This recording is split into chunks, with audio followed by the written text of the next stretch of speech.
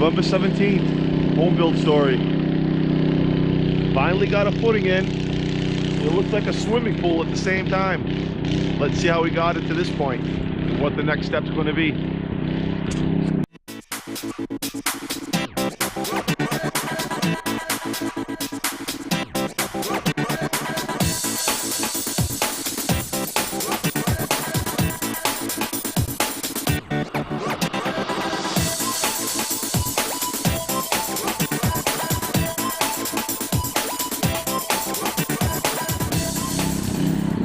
After a hard day yesterday, trudging around in the mud, Simmons Concrete came out and looks like they did a really good job getting the footing in. You see the footings and the rebar and the water.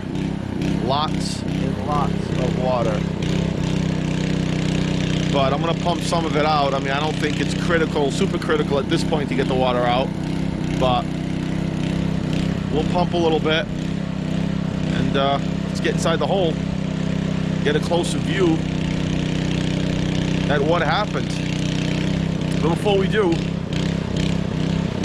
there's some time-lapse footage from yesterday of the whole process going in. Let's see what that looks like.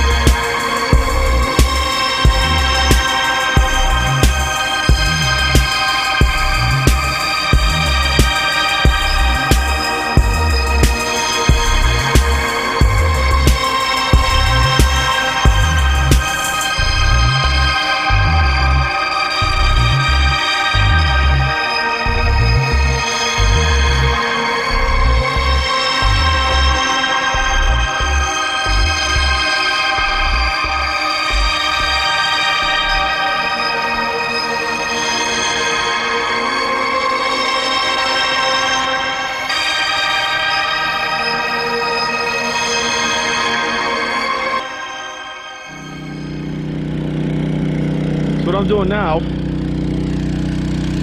is I'm pumping the water out of the hole, trying to get the water level down a little bit. You can see down there with the shovel, I dug a hole down about a foot, stuck the end of the input pipe into the hole.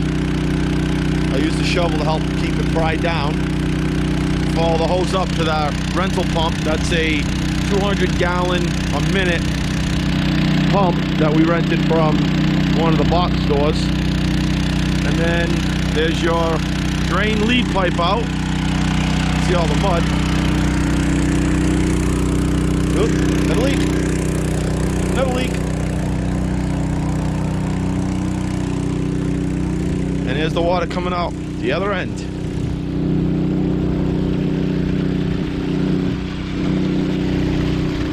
I could probably be pumping this thing for the next day and not get all the water out of the hole.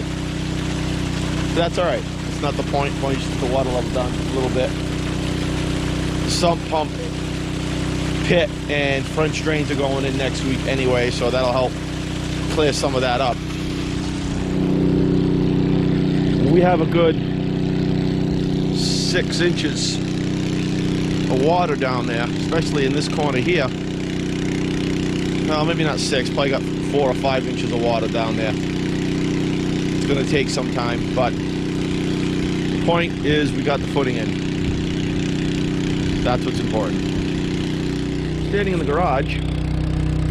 Again, here's the footing for the garage all the way around, 3 sides.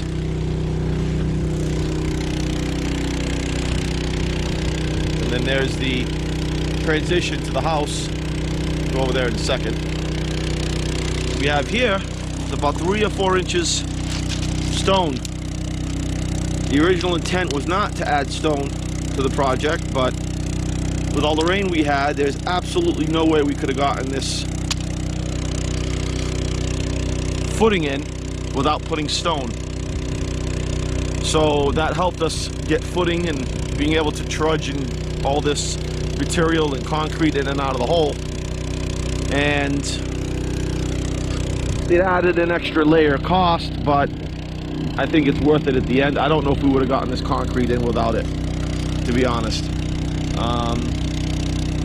So they came in yesterday, which was, this whole area was already all marked out, and they ran lines to get the perimeter of the house, and they started laying the 2x12s down. Laid it out, measured it out, width, strapped it, adding these 1x3s. These 1x3s that'll prevent a blowout on the top from the weight of the concrete. And then they added these straps. These straps go completely underneath the footing, from one side to the other. That's the safety strap. What they do is before they pour the concrete, they lift the 2x up, slide the straps underneath it, bring it up the side, measure the width, make sure it's the width it's supposed to be per the drawings, and then they nail it off. And again, that's to prevent the bottom from blowing out. These forms are reusable, so they'll come down, they'll pull all these double head nails out, and they'll reuse all the 2x's, clean them all off.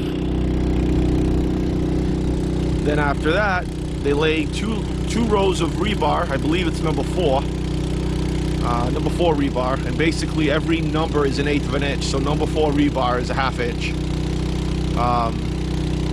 So they lay that in there horizontally, basically running left to right. And then from there they add these pieces of rebar, and these are number 4s. Or number 5, I'm not exactly 100% sure. They're probably number 4s. Yeah, it look like 1/2 inch. So they bring those in, tie those into the horizontal rebar, lace it all in to make a steel cage, then they pour the concrete. Typically these are added while the concrete's here, because I don't know if they'll be able to stand it up. I wasn't here when they poured it. Everybody does it a little different. So then these are installed. Basically the same thing down there. All the rebar all the way around. Horizontal, vertical, when they frame it afterwards with the forms will be coming up vertically on either side of the rebar. This rebar will be inside the wall. And then they'll fill it with concrete to the top, and that'll give you your strength, which, by the way, is what this keyway's for. So when they frame it, they'll put a wall here and a wall here, and when they fill it with concrete, the wet concrete will come inside this keyway. It'll strengthen the bottom joint to prevent movement, and it'll also prevent water from infiltrating this help prevent water from infiltrating this gap here. The main form of waterproofing is the waterproofing ice and water material we'll be using later on. Over here they installed a vertical floor, and what this does is it makes a shelf here for the foundation to come up on that side and tie into the garage. They're not relying in this particular area, because of the way they poured it, they're not relying on this part of the ground to support the weight. They're relying on that part of the ground to support this particular area here. And so this, again, this is the garage area, and this is the house. Stick towards side. Pumping pretty good. So this is the main part of the house. This here, the front, is that area right there is the opening, the rounded, vaulted opening in the front. That is not the front door. This is where the front door would be. This area here that you see coming down that area there, that is the farmer's porch in the front. That's where that goes. You walk through the house, and coming around this slab here is the stairs going down into the basement. Okay, this here is poured to support the wall for the stairwell. That's what that's for. These tubs that they poured are slabs to support the lally columns that are going to be installed in the basement to support the first and second floor of the house. So basically the way this works is when the foundation wall is built, basically in line with these two posts, up in the wall there'll be a cutout, a notch. The steel beam will come and slide into that notch and span all the way across. There'll be a 4-inch lally column from this point up to support the beam. And that's the same thing that happens back here. This area, there's a lally column, and in that jog, you can see where they brought that piece of foundation in just a little bit more. That step in the wall is there to support another beam that comes off of the foundation here. They didn't put it in the actual corner, they put it here and ran it back. This area back here is where the emergency egress window is going to be. It's a 4x4 window with a built-in well that'll allow people to get in and out in the case of an emergency. That's why they spread the rebar a little bit farther in this area to support that. You can see these here about 2 feet apart, and then they left like a 4-foot opening. That's for the egress window to get in and out of the basement. So basically here we are. We're down about 4 feet all the way around, except for the garage area. That's down about 3. That's so we don't have that much of a difference in transition between the house and the garage.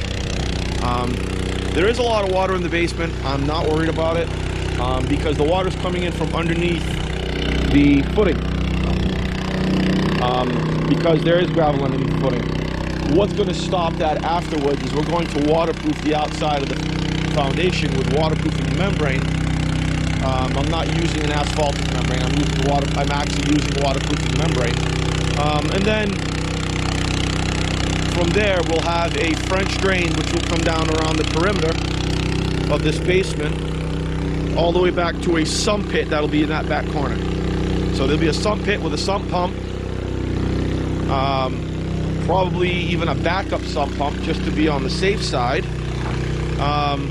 And that'll pump the water out to wherever the final decision is for that water to go. And that's where we are right now. November 17th, 2018. Thanks for watching. Like and share. Comments. Remember, I'm a roofer with some construction experience, so don't be too harsh. Stay safe. Happy Thanksgiving.